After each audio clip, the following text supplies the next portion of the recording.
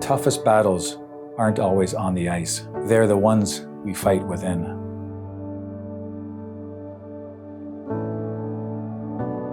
Hi, I'm Brad Schlegel, two-time Olympian, 1992 Albertville, France, in 1994 Lillehammer, Norway, two-time silver medalist.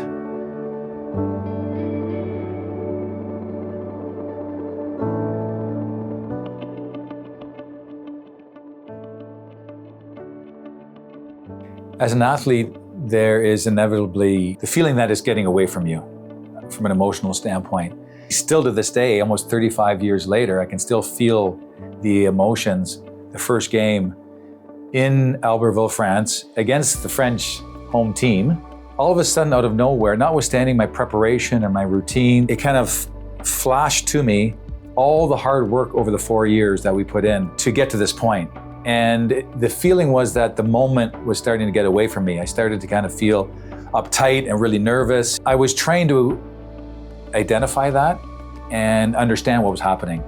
That prepared me to deal with that situation. I started concentrating on my breathing, which helped lower my pulse, brought down my adrenaline, and just seeing my family, my hockey family there, and knowing everything that we've been through together gave me a sense of comfort and calm, because I knew as a group we were ready and prepared to go.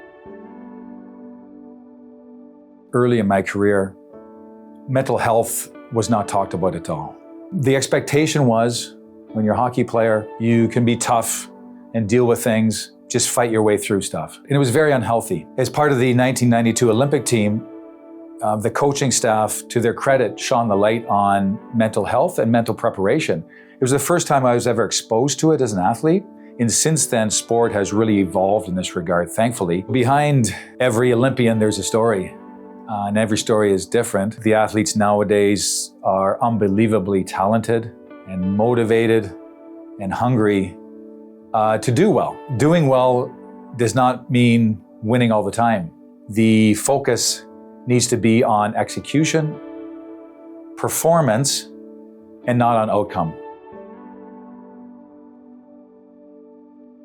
I think one of the very important ways to stay strong is to understand that strong does not mean invincible. Acknowledging the fact that there's going to be moments when you feel unsure, vulnerable, anxious, not having the confidence you think you should. I think to understand that that's normal is the first step towards being strong. There's been a lot of lessons that I've learned from my time at the Olympics. A lot of them have been ingrained in me. Hard work, persistence, working through challenges is something that athletes deal with all the time. The idea that maybe I didn't have the result I wanted, but I can learn from it, I think is something that is important to being an athlete and also in everyday life.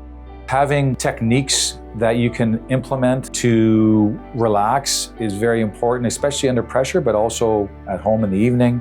Knowing when something is happening to you. Because a lot of times when we don't understand mental health, we're going through something and we can't even identify it. And it just kind of gets worse and worse. If a lot of times with help from others and professionals, can identify, hey, I'm feeling really anxious right now. I need to take a break, go for a walk, get some fresh air, do some breathing exercises, refocus mentally. That can help kind of break the reaction chain. It's okay to talk about things that we're going through, including our mental health.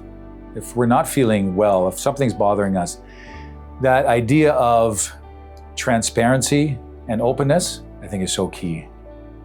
The advice I would give to the younger Brad, who would be starting his career out now, to first of all enjoy it, because sometimes we get caught up so much in the day-to-day that we forget to enjoy what we're doing. And when you are pushing yourself every day to get a little bit better, there is a stress, a pressure that comes with that.